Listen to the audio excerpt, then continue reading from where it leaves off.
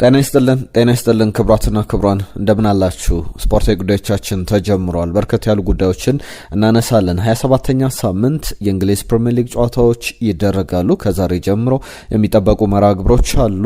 በተለይ ደግሞ ማንቸስተር ሲቲ ከኒውካስል ዩናይትድ፣ ቼልሲ ከበርንሌይ ዛሬ የሚደረጉ ጨዋታዎች ናቸው። አርሰናል እሁድ ይጫወታል ከቶትናም ሆትስፐር ጋር ምሽት 1:30 ላይ የሚደረግ ነው። ሌላኛው መርሃ ግብር ደግሞ የሚጠበቀው ኤቨርተን ከማንቸስተር ዩናይትድ የሚያደርጉ ጨዋታ ነው። እነዚህ መርሃ ግብሮች በጣም ተጠባቂ ጨዋታዎች ናቸው።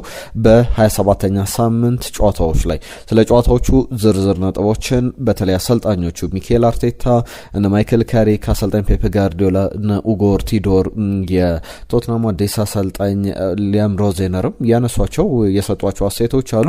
ስለ ቡድኖቹም የምናነሳቸው ዝርዝር ነጥቦች ይኖራሉ። ከዛ ውጪ ከምንመለከታቸው ጉዳዮች መካከል በየቡድኖቹ ላይ ቼልሲን በተመለከተ አዲስ የማሊያ ስፖንሰር አግኝቷል። በጣም መልካም ዜና ነው። ምን ይጠቅማል የሚለውን እንነግራችኋለን። ስለ ሮሚዮ ላቪያ ጉዳይ አዲስ የተሰማ ጉዳይ አለ። ከቼልሲ የሚለቅ ተጫዋች አለ።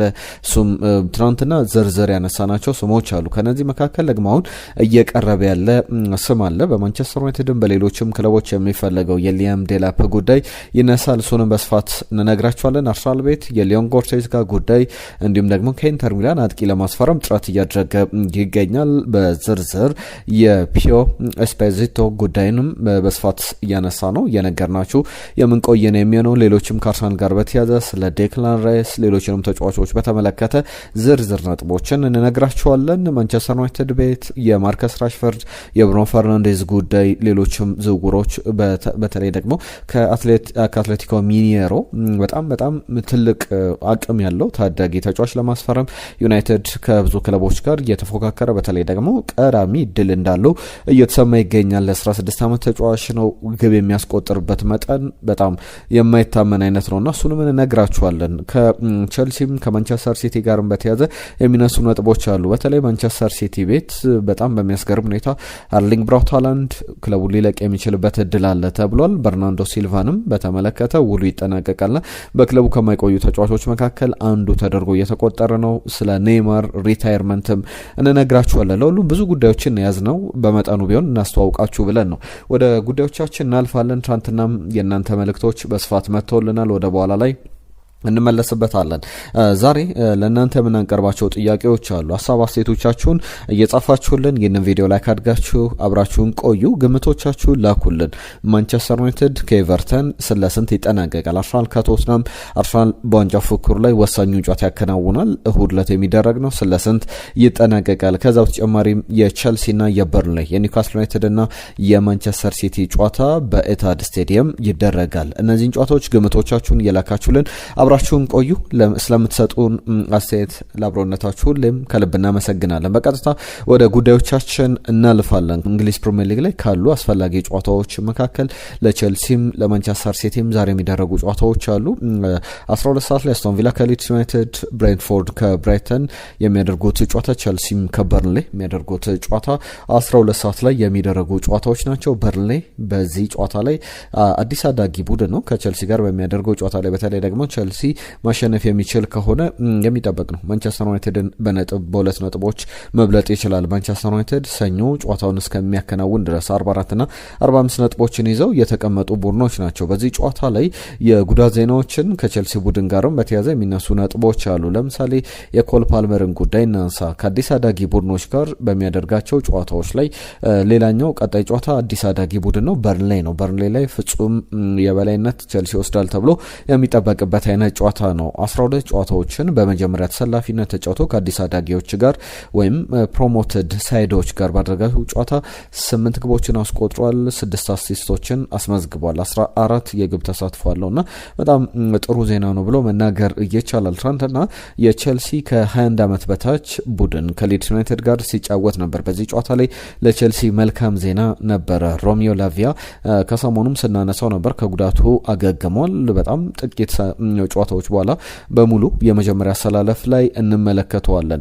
45 ደቂቃዎችን በዚህ በ21 ዓመት ቡድኑ የቼልሲ ቡድን ውስጥ ተጫውቷል። ሊድስን በገጠሙበት ጨዋታ ላይ በዚህ ጨዋታ ላይ አሰልጣኝ ሊያም ሮዜነር በዛው በቦታው ተገኝተው ተመልክተውታል። እሳቸው ብቻ አይደሉም፣ አሰልጣኙ ብቻ አይደለም፣ ኮል ፓልመር፣ ሊያም ዴላፕ፣ ማሎ ጉስቶ፣ ዌስሊ ፎፋና፣ እነ ባዲያሼል፣ መማዱ ሳርም ጭምር በጣም ሲኒየር የሚባሉ የቼልሲ ተጫዋቾች በዛ ተገኝተው እንደተመለከቱት ተመልክተናል።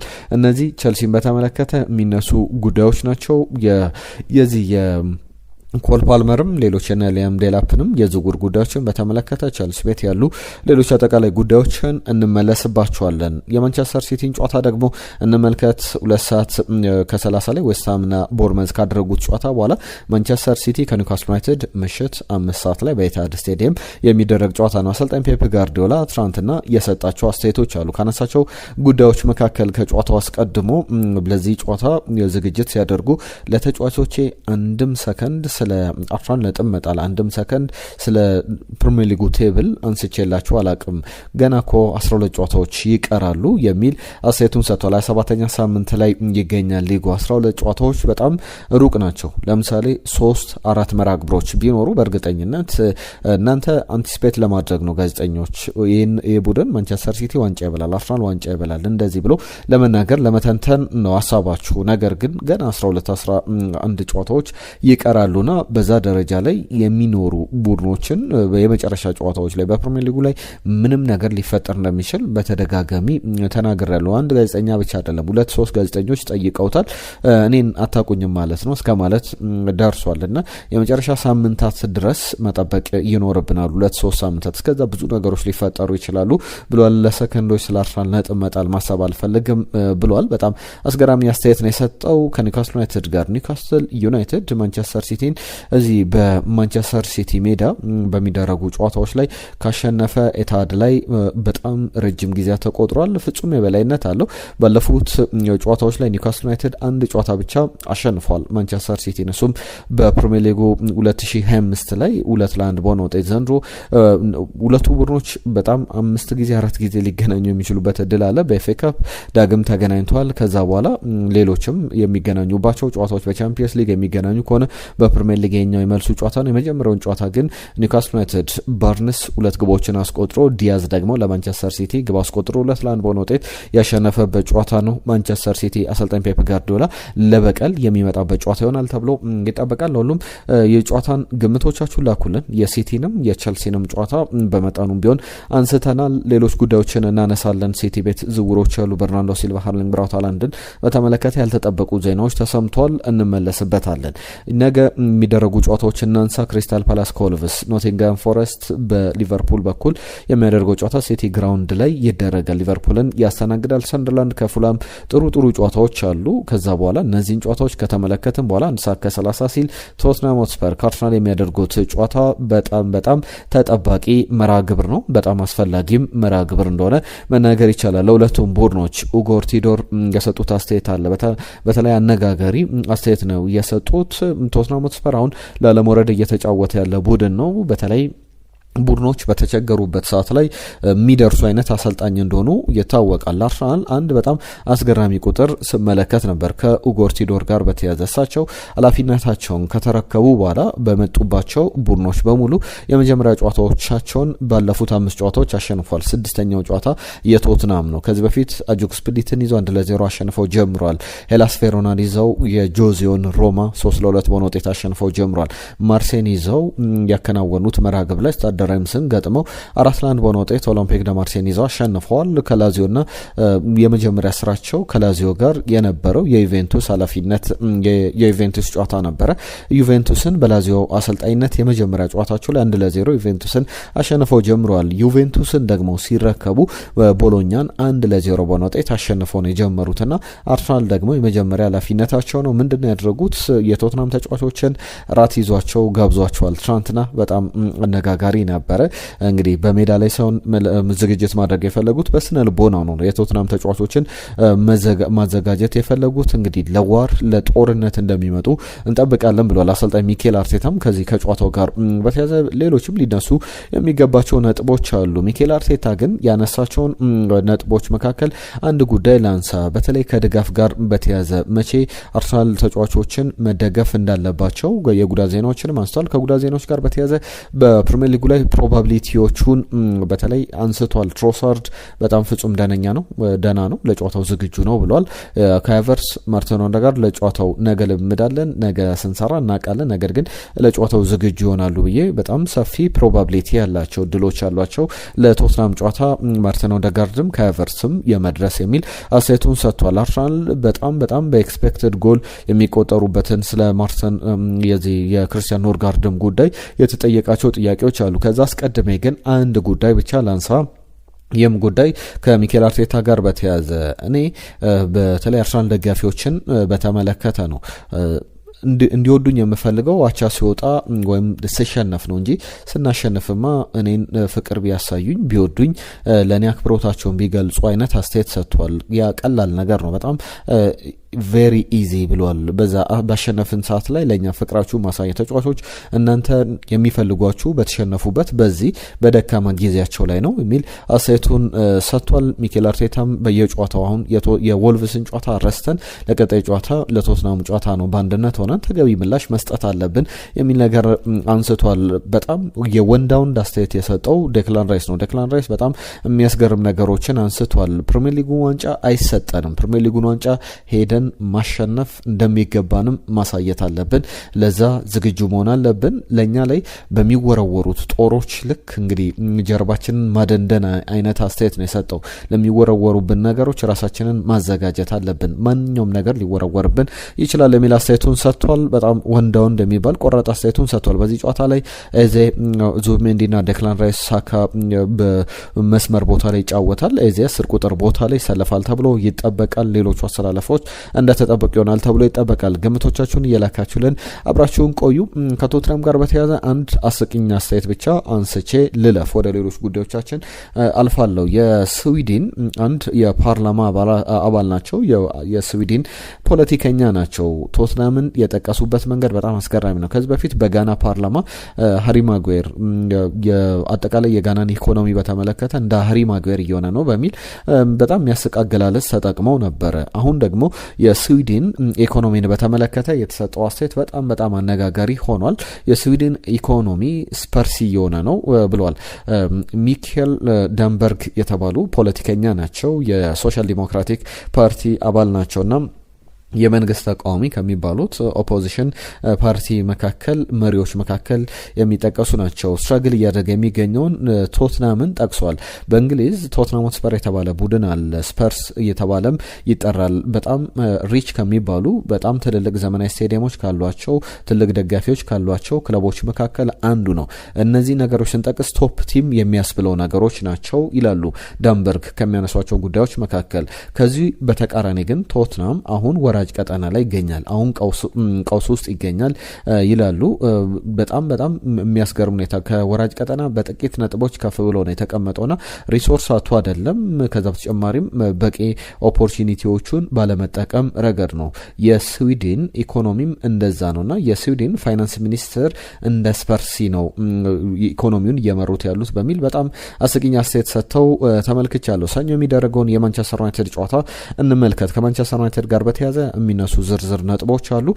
በተለይ ደግሞ አሰልጣኝ ማይክል ካሪክ ምናልባት ማንቸስተር ዩናይትድ እድሉን ቢሰጠው መቆየት እንደሚፈልግ የለዛ ፍንጭ የሰጠ አስተያየት ሰጥቷል። ስለ ተቺዎችም ስለ ተንታኞችም ሀሳቡን አጋርቷል። በማንቸስተር ዩናይትድ ስላለው ፊውቸር ተጠይቆ ምንም የመወስነው ነገር የለም፣ በዚህ መቆየት እስካለብኝ ድረስ እቆያለሁ።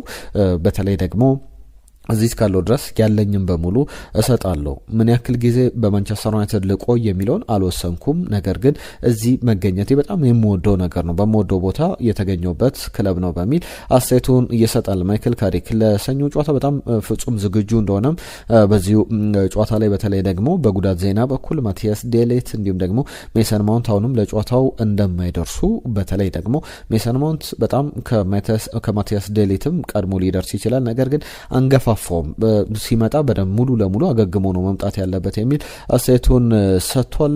ከተንታኞች ጋር በተያያዘ የሚሰጡት አስተያየቶች አሉ። እኔ ምንም አይረብሸኝም የሚሰጡት እያንዳንዱ አስተያየት። ማይክል ካሪክ ለምሳሌ ይቆይ፣ ዋና አሰልጣኝነት ይገባዋል የሚሉ አሉ። እነ ሮይ ኪን አይነት ደግሞ ሀሳቦች አሏቸው። ማይክል ካሪክን ሳይሆን ትልቅ አሰልጣኝ ነው ዩናይትድ የሚያስፈልገው፣ ለሁሉም ምንም አይነት እኔ ላይ የሚጨምረው እኔ ላይ ቦዘር የሚያደርገኝ የሚረብሸኝ ነገር የለም የሚል አስተያየቱን ሰጥቷል። ማይክል ካሪክ ጋር በተያያዘ እነዚህ በዝርዝር የሚነሱ ጉዳዮች ናቸው። ማንቸስተር ዩናይትድ ቤት የሚነሱ ሌሎችም ሀሳቦች አሉ። ዲየጎ ዳሎት በጣም አስገራሚ አስተያየት ሰጥቶ ተመልክቼዋለሁ። ዝውውር ጉዳዮችን በተመለከተ የምንመለስባቸው ጉዳዮች ይኖራሉ። ስለ ማንቸስተር ዩናይትድ በክረምቱ ከሚለቁ ተጫዋቾች ጋር በተያያዘ ምን ያክል ገንዘብ ሊያተርፍ ይችላል የሚለውም ሀሳቦች ይነሳሉ። ከማይክል ካሪክ ውጪ ግን ዲየጎ ዳሎት አንድ አስገራሚ አስተያየት ሲሰጥ ተመልክቼዋለሁ። ቆይታ አድርጎ ነበረ ከአንድ ብዙሃን መገናኛ ጋር ካነሳቸው ጉዳዮች መካከል በኢንተርቪው ላይ በጣም ከባዱ የዓለማችን ስራ ምን ይመስላል ተብሎ ተጠይቋል። 3 ስራዎችን ምረጥ ተብሎ አንደኛ የማንቸስተር ዩናይትድ ማኔጅመንት በጣም ከባድ ስራ ነው ይላል። በዚህ ጉዳይ ላይ ቀድሞ የቶትናምና የኖቲንጋም ፎረስት አሰልጣኝ አንጅ ፖስቴኮግሉ በዓለማችን ከባዱ ስራ ማንቸስተር ዩናይትድን ማሰልጣኝ ነውና ብዙ ትኩረቶች ያሉበት በጣም ዲማንዱም ከፍተኛ ነውና በዚህ ወቅት ላይ ከባዱ ስራ የማንቸስተር ዩናይትድ አሰልጣኝነት ይመስለኛል ብለው ሲናገሩ ነበር። ዲየጎ ዳሎትም ያንን ደግሞታል። ሁለተኛው የዓለማችን ከባዱ ስራ ብሎ ያስቀመጠው ደግሞ የማንቸስተር ዩናይትድ ግብ ጠባቂ መሆን ብሎ አስቀምጦታል። ሶስተኛው የማንቸስተር ዩናይትድ ከባዱ ስራ ደግሞ የማንቸስተር ዩናይትድ አጥቂ መሆን የዓለማችን ከባዱ ስራ ነው ሶስተኛው ብሎ ያስቀምጣል። እነዚህ ጉዳዮች ከዩናይትድ ጋር በተያያዘ በዝርዝር የሚነሱ ጉዳዮች ናቸው። ወደ ዝውውር ጉዳዮች ከማለፌ በፊት የአርሰናልን ሌሎችን ሀሳቦች እንመለስባቸዋለን። ወደ እናንተ ሀሳቦች ልምጣ። ትናንትና ሳይድ አወል ከሰመራ የጻፈልን መልእክት አለ። አርሰናል ትልቅ ክለብ ነው፣ ዋንጫ ከፈለገ ግን ትልቅ ልምድ ያለው አሰልጣኝ ያስፈልገዋል። ለምሳሌ የርገን ክሎፕ፣ ዚነዲን ዚዳን፣ ሉዊስ ኤንሪኬ ለአርሰናል የምመኛቸው ግለሰቦች ናቸው ብሏል። ቶማስ ማንቸስተር ዩናይትድ የተባለ አድማጫችን እናመሰግናለን ስለ ጻፍክልን መልእክት ስለ አበረታታን ከልብ እናመሰግናለን። ሙልጌታ ሚካኤል ከደቡብ አፍሪካ የጻፈልን መልእክት አለ። የደቡብ አሜሪካ ሀገራት ተጫዋቾች ጥሩ እግር ኳስ ይጫወታሉ፣ ግን ዘረኞች ናቸው። በተለይ አርጀንቲናውያን። የቼልሲው ኤንዞ ፈርናንዴዝ ፈረንሳይን ሰድቧል። አጉዌሮ የፈረንሳይን 2026 የዓለም ዋንጫ ድልድል ተችቷል። የቤኔፊካው ተጫዋች አፉን ሸፍኖ ተሳድቧል የሚል ነገር አንስቶልናል። ሰይድ ጌታውን ከልብ እናመሰግናለን ስለ ጻፍክልን መልእክት። አሸናፊ ከደቡብ አፍሪካ ዋንጫው እኮ አርሰናል እንዲበላ የሊግ ቡድኖች ገና በጊዜ ፈቀዱ ቢሆንም አርሰናል ግን የዋንጫውን ጆሮ የሚይዝበት እጁ የዛለ ይመስላል። አሁንም ስጋቴ ፔፕ ጋርዲዮላ ማንቸስተር ሲቲ እንዳይቀድመው ነው ብሏል። ብሩኖ ፈርናንዴዝን በተመለከተ በማንቸስተር ዩናይትድ 2026-27 የውድድር ዘመን ድረስ የሚቆይ ይመስለኛል ብሏል። ሩበን አሞሪም ለዚህ ማንቸስተር ዩናይትድ ግንባታ በጣም ትልቅ አስተዋጽኦ አበርክቷል፣ ሊመሰገን ይገባል። የታክቲክ ስህተት እንጂ ምርጥ ስብስብ ፈጥሯል ብሎናል። አሸናፊ ከደቡብ አፍሪካ ከልብ እናመሰግናለን። ነጂብ ሰንገሮም ቢቆይ በጣም ደስ ይለኛል፣ ብሩኖ ፈርናንዴዝ የሚቆይም የሚጠቅም ይመስለኛል የሚል ሀሳቡን አጋርቶናል። ከዛ በተጨማሪ አርሰናልን በተመለከተም ደጋፊዎችን በተመለከተም አርቴታም አሁንም ቢሆን በራሱ የሚተማመን አሰልጣኝ አይደለም። ሁለተኛ የኦዴጋርድ አቋም መውረድም ለአርሰናል ትልቅ ችግር ሆኗል ብሎናል። ቼልሲ በርንሌይን 3-2 እንደሚያሸንፍ ግምቱ ልኮናል። ማንቸስተር ዩናይትድ ኤቨርተንን 3-2 ያሸንፋል። አርሰናል ተቸግሮም ቢሆን ቶትናምን 2-1 ያሸንፋል። አስቶን ቪላ ከሊድስ 2-2 ይጠናቀቃል የሚል ግምቱ ልኮልናል። ታሪኩ ከልብ እናመሰግናለን። ከደቡብ አፍሪካ ፓማባይ ከደቡብ አፍሪካ ስለ ጻፋችሁልን መልእክት ከልብ እናመሰግናለን። ኃይሉ አሞሪም 100% ክሬዲት ያስፈልገዋል። ይህንን ጋርናቾን፣ ሆይሉንን፣ አንቶኒን፣ ጆሹዋ ዚርክዜን፣ ራሽፎርድን ሌሎችንም በቃ ጨጓሬ ተቃጥሎ ነበረ ቢኖሩ ኖሮ የሚል ሀሳቡን ሰጥቶናል። በተለይ ደግሞ እነዚህ በጣም የተሻሻሉ ተጫዋቾች እንደሆኑ ሀሳቡን ልኮልናል። ሁላችሁንም ስለ ጻፋችሁ ለመልእክት ከልብ እናመሰግናለን። በቀጥታ ወደ አርሰናል ዝውውሮች ልለፍ። የሊዮን ጎርቴስጋ ጉዳይ ይነሳል። ከሊዮን ጎርቴስጋ ጋር በተያዘ በጣም በሚያስገርም ሁኔታ የቢልድ ዘገባ ወደ አርሰናል መሄድ ይፈልጋል። ዝውውሩን ወደዚያ ያጠናቅቃል። የ31 ዓመቱ ጀርመናዊ አማካኝ አርሰናል ምርጫው አድርጓል። የሚጠናቀቅ ዝውውር ነው በሚል የጀርመኑ ቢልድ ይዞት የወጣው ዘገባ ለአርሰናል በጣም መልካም ዜና ይመስላል። በሚያስገርም ሁኔታ እየተነሱ ያሉ ጉዳዮች አሉ። ከዛ ውጪ አርሰናል ቤት ያሉ ጉዳዮች አሉ። የዚህ የኢንተር ሚላኑ አጥቂን በተመለከተ ባለፉት ቀናትም አንዳንድ ሪፖርቶችን ሳነሳላችሁ ነበረ። የቱቶ መርካቶ ዌብ ዘገባን ስንመለከት የአርሰናል ኦፊሻል በጣም ትልልቅ የሚባሉ መለማዮች ሳንሴሮ ላይ ተገኝቶ እንደነበረ ከሰሞኑ ሳነሳላችሁ ነበረ።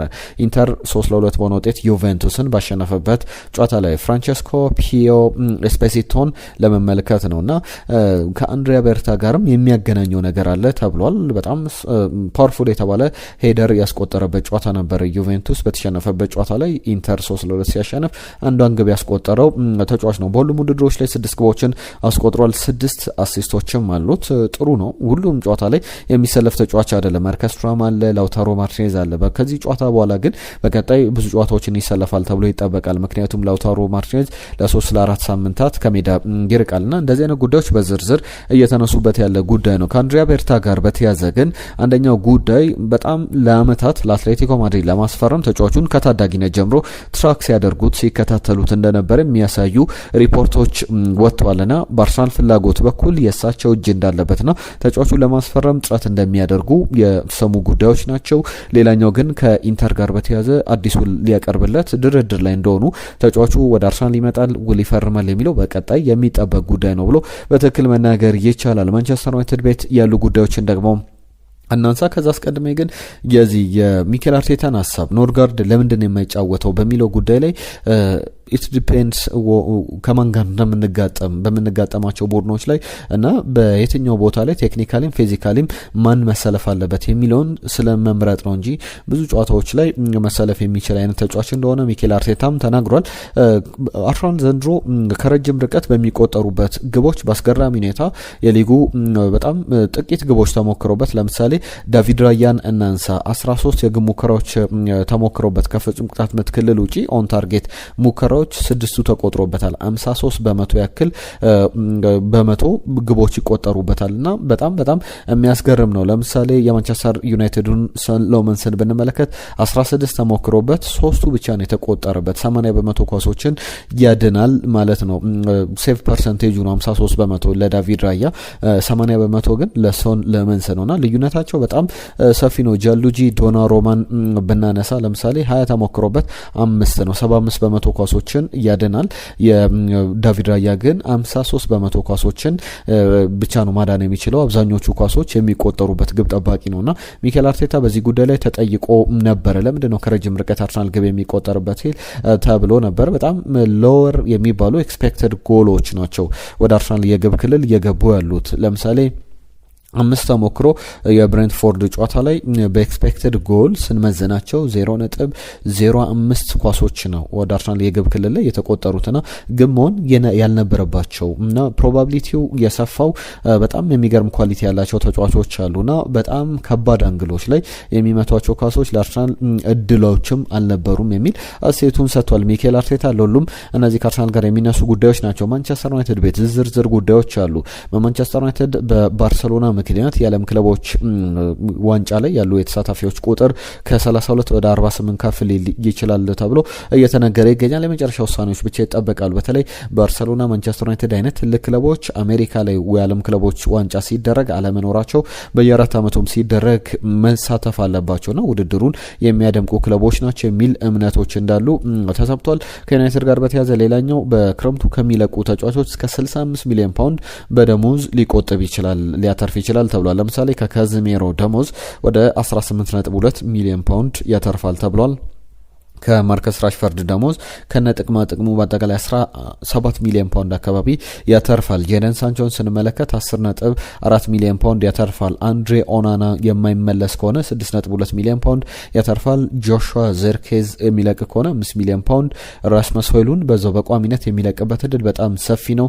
በተለይ ናፖሊ የአውሮፓ ቻምፒየንስ ሊግን የደረጃ ይዞ የሚያጠናቀቅ ከሆነ ራስመስ ሆይሉንድም 4.4 ሚሊዮን ፓውንድ ይከፈለዋል። ቴይለር ማላሺያ 3.9 ሚሊዮን ፓውንድ እና እነዚህ እነዚህ ትልቅ ተከፋይ የሚባሉ ናቸው። በእርግጥ የሚመጡ ተጫዋቾችም ደሞዝ ይከፈላቸዋል። ማንቸስተር ዩናይትድ ግን ከዚህ በኋላ 18 ሚሊዮን ፓውንድ 17 ሚሊዮን ፓውንድ በአመት ለአንድ ተጫዋች እየከፈለ የሚቀጥል አይመስልምና 65 ሚሊዮን ፓውንድ ከተጫዋቾች ደሞዝ ማግኘት ማትረፍ ማለት በዝውውሮች ላይ በደንብ ሊጠቀሙ ይችላል የሚሉ ሀሳቦች ይነሳሉ። ሌላኛው የኬለር ናቫስ ጉዳይ ነው። 2015 ላይ ስላልተሳካው ዝውውር አንስቷል። ኬለር ናቫስ 2015 ላይ ማንቸስተር ዩናይትድ ኬለር ናቫስን ሊያስፈርም፣ ዴቪድ ዲያ ደግሞ በተቃራኒው ወደ ሪያል ማድሪድ ሊሄድ ነበረና ጸሎቴን ፈጣሪ እንግዲህ ጸልየን ነበረ። ማንቸስተር ዩናይትድ ሉዊ ቫናል ደወሉ፣ ተነጋገረን፣ አሳመኑኝ። ከዛ በኋላ ከቤተሰቦቼ ጋር ሆነን ፈጣሪ የፈቀድከውን አድርግ ብለን ጸልየን፣ የፈጣሪ ምላሽ የነበረው ግን የፋክስ ማሽኑ እንግዲህ ፋክሱ ቶሎ እንዳይደርስ የፋክስ ማሽኑም እንዳልሰራ የፈጣሪ መልስ ያ ነበረ። በተለይ ማንቸስተር ዩናይትድ በሪያል ማድሪድ የተወቀሰበት ነበር። ኦን ብሎ ፋክስ ማሽኑ ተበላሸ በሚል ዝርዝር መረጃዎችን አላከም በሚል ሲነሱ የነበሩ ጉዳዮች እንደነበሩ እናስታውሳለን። ሌሎች ጉዳዮችም አሉ።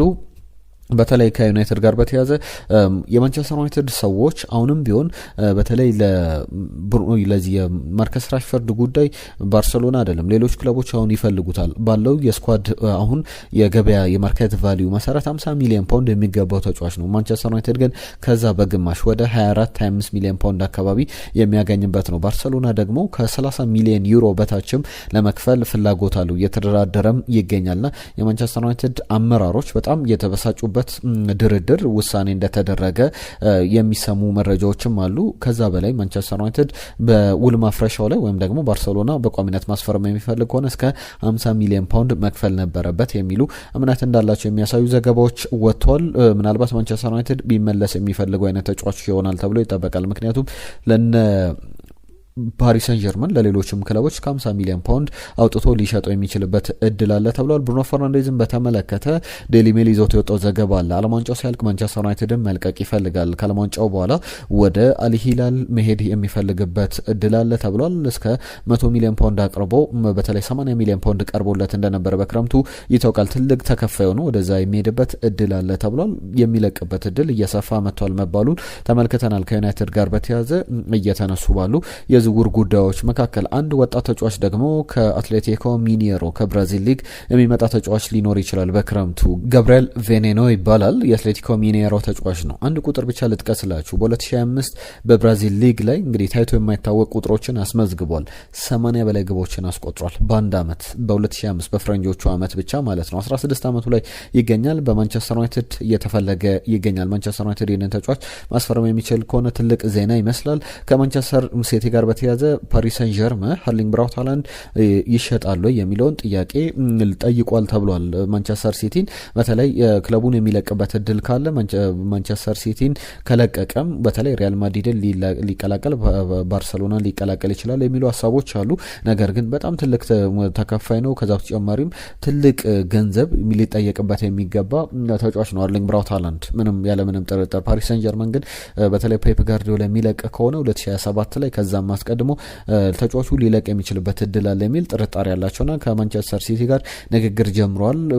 ወደዛ ወደ ፓሪስ ሰን ጀርመን የሚሄድበት እድል ካለ አማራጮቻቸውን ለመሞከር የሚሉ ዘገባዎችን ተመልክተናል። ከበርናርዶ ሲልቫ ጋር በተያያዘ ወደ ማንቸስተር ሲቲ ኮንትራቱ ያበቃል በውድድር ዓመቱ መጨረሻ ላይ ወደ ባርሰሎና ወይም ደግሞ ወደ አትሌቲኮ ማድሪድ የሚሄድበት እድል እየሰፋ ስለመምጣቱ የሚያሳዩ ዘገባዎችም ወጥተዋል። ቸልሲ ቤት ያሉ ጉዳዮች አሉ። ቸልሲ የማሊያ ስፖንሰር የለውም ነበር ባዶ በተለይ ከፊት ለምሳሌ በማንቸስተር ዩናይትድ ቤት በኩል የሌሎችን ቡድኖች እና ማንቸስተር ሲቲ ለምሳሌ አርሰናል ቤት ፍላይ ኤምሬትስ የሚል የማሊያ ስፖንሰር አለው። ቸልሲ ቤት ግን አልነበረም ለረጅም ጊዜ። ባለፉት ጨዋታዎች ላይ አልተመለከትንም። ባለፈው አመትም እንደዚሁ በተመሳሳይ። አሁን ግን አይኤፍኤስ የተባለ የኤአይ ካምፓኒ ከቸልሲ ጋር በፓርትነርነት የ2025/26 የውድድር ዘመን ድረስ ለመስራት ስምምነት ላይ ደርሷል። ቸልሲ ጠቀም ያለ ገንዘብ ያገኝበታል ተብሏል። ያ ማለት ደግሞ በቸልሲ በኩል ተጫዋቾች ዝውውሮች ላይ በደንብ ሊያወጡ ሊያወጣው የሚችል አይነት ገንዘብ እንደሆነ የሚያሳዩ ዘገባዎች ወጥተዋል። ከቸልሲ ጋር በተያያዘ የሮሚዮ ላቪያ ጉዳይም በጉዳት ሳነሳ ነበረ። ከዛ ውጪ ግን ዚ አትሌቲክ ይዞት የወጣው ዘገባ አለ ቸልሲ ቤትን በተመለከተ። ከነዚህ ዘገባዎች መካከል አንደኛው ኮል ፓልመርን በተመለከተ የቸልሲ ሰዎች በተአምር የሚሸጥ ተጫዋች አይደለም፣ ምርጥ ተጫዋቻችንን በተአምር አንሸጥም አንለቅም የሚል ሀሳብ አላቸው ተብሏል። ሌላኛው የሊያም ዴላፕ ጉዳይ ነው። በማንቸስተር ዩናይትድ በጥብቅ እየተፈለገ ይገኛል ተብሏል። በተለይ ደግሞ ቸልሲን የሚለቅ ከሆነ ከአውት ኦፍ ሳይድ እንደዘገበው ከሆነ ክሪስታል ፓላስ እነ ኤቨርተን አይነት ቡድኖች ይፈልጉታል። ከዛ በተጨማሪም ኒውካስል ዩናይትድም የተጫዋቹ ፈላጊ ነው። ነገር ግን ዋነኛ የተጫዋቹ ፈላጊ ብቅ ብሎ የመጣው ማንቸስተር ዩናይትድ ነው የሚል ዘገባዎች እየወጡ ይገኛሉ። እነዚህ በክለቦች በኩል በዝውውር ዜናዎች የሚነሱ ናቸው። ሁለት ብራዚላውያን ተጫዋቾችን እናንሳ። ኔይማርን በተመለከተ በዚህ ዓመት በፈረንጆች 2026 መጨረሻ ላይ እግር ኳስን ላጠናቅቅ ጫሜ ልሰቅል እችላለሁ፣ ልቤ እንደዛ ይለኛል የሚል ሀሳቡን አንስተዋል። እንግዲህ ዴይ ባይ ዴይ ሁሉንም ነገር ህይወቴ መኖር እፈልጋለሁ፣ በእግር ኳስ ላይ የመጨረሻ ጊዜያት ላይ እንደደረስኩ ይሰማኛል የሚል አስተያየት ሰጥቷል። ልቤ እንደዛ ይነግረኛል። የዓለም ዋንጫ በኋላ በተለይ የዓለም ዋንጫ ድሉን መሞከር ከሳንቶስ ጋር የውድድር ዓመቱ ማጠናቀቅ ከዛ በኋላ እግር ኳስን ጫማውን መስቀልና ከእግር ኳስ መሰናበት እንደሚፈልግ የሚያሳዩ ዘገባዎች ወጥቷልና በጣም አስገራሚ ጉዳዮችን የተመለከትንበት ሀሳብ ነው። ከኔይማር ጁኒየር ጋር አስቡት እግር ኳስ በቃኝ ብሎ ጫማውን ሰቅሎ። ሌላኛው የመጨረሻ ጉዳይ የቪኒ ጁኒየር ጉዳይ ነው። ጆዜ ሞሪኒዮ ላይ በጣም ብስጭት ይዞታል ተብሏል። ብዙ ቪንሰንት ኮምፓኒ ጆዜ ሞሪኒዮ የተናገሩት ነገር ትክክል አይደለም ብለው እምነት እንዳላቸው የሚያሳዩ ዘገባዎች እየወጡ ይገኛሉ። ቪንሰንት ኮምፓኒ ከሳምንቱ መጨረሻ በፊት በነበረው ጋዜጣዊ መግለጫ ላይ ያነሳቸው ጉዳዮች አሉ። አልቫሮ አርቤሎዋም በድጋሚ ጆዜ ሞሪኒዮን ተችቷል። በተለይ የጨፈረበት መንገድ ሌሎች ትልልቅ ተጫዋቾች እንደዚህ አይነት ጭፈራዎችን ይጨፍራሉ፣ ነገር ግን በስኪን ከለራቸው በቆዳ ቀለማቸው ምክንያት ዘሬነት ደርሶባቸው አቅም የሚል ነገር ተሰምቷል። ሌሎችም በጣም ኬለር ናቫስ ለምሳሌ ትልቅ አስተማሪ ቅጣት ሊጠብቁ ይገባል እንደዚህ አይነት ዘሬነት የሚያደርስ ተጫዋች በሚል ሀሳባቸውን እየሰጡ ይገኛሉ። አሁንም በጣም እየነጋገረ የሚገኝ ጉዳይ ነው። ክቡራትና ክቡራን ስፖርታዊ ጉዳዮቻችን እዚህ ላይ ያበቃሉ። ለተሳትፏችሁ ለአብሮነታችሁ ከልብ እናመሰግናለን። በርከት ያሉ ጉዳዮችን አነሳን። የዛሬን እዚህ ላይ ያበቃን። ሀሳብ አስተያየቶቻችሁን ጻፉልን። የጨዋታ ግምቶቻችሁን እንጠብቃለን። ነገም በአዳዲስ ባልተሰማቻቸው አዳዲስ ዝርዝር ጉዳዮች እንመለሳለን። የዛሬን እዚህ ላይ ያበቃን። ጤና ይስጥልኝ።